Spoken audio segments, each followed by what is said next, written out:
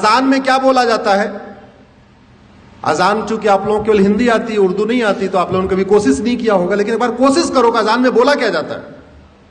अजान में यह कहा जाता है दिन में 5 बार या 2 बार जब भी अजान होती है, अल्लाह के अलावा दूसरा और कोई भी इबादत के लायक नहीं, ये बोला जाता है। इस्लाम में अल्लाह के अलावा, खुदा के अलावा और किसी की भी इबादत करना हराम है, बोला जाता है। मदरसों में सिखाया जाता है, कुरान में लिखा है, हदीसों में लिखा हुआ है। अजान में लाउड स्पीकर से बोला जाता है, नहीं तो गूगल ट्रांसलेट करके देख लेना, अजान का मतलब सर्च करना, आपको पता चल जाएगा क्या मतलब उसमें बोला जाता है। अगर अल्लाह के अलावा किसी और की इबादत करना हराम है, तो फिर मज़ारें क्यों बन रही हैं, फिर दरगाहें क्यों बन रही हैं?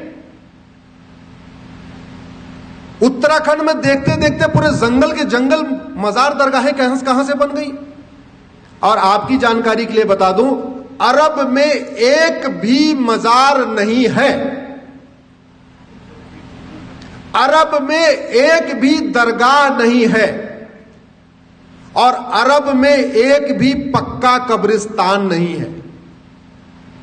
इसलिए नहीं है क्योंकि बुत परस्ती, किसी भी और के सामने सजदा करना, किसी भी और के सामने सर झुकाना, यह हराम है। अब मजार में लोग सर झुकाते हैं कि नहीं, दरगाह में झुकाते हैं कि नहीं, तो सब सवाल यह बनता है, जो कुरान अरब में है वही कुरान उत्तराखंड में है, वही कुरान हिमाचल में है, तो वहां अगर मजार हराम है तो भारत में हलाल कैसे हो गई? अगर अरब में दरगाह बनाना हराम है, अरब में एक भी दरगाह नहीं है, तो भारत में इतनी दरगाहें कैसे बन गई और क्यों बन रही हैं?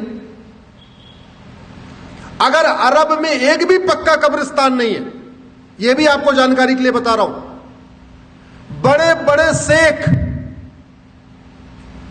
जिनके घर में सोने की प्लेट होती है, सोने का चम्मच होता है, अरबपति खरबपति हैं, उनकी भी कब्र पक्की नहीं होती, क्योंकि पक्का कब्रिस्तान भी हराम है।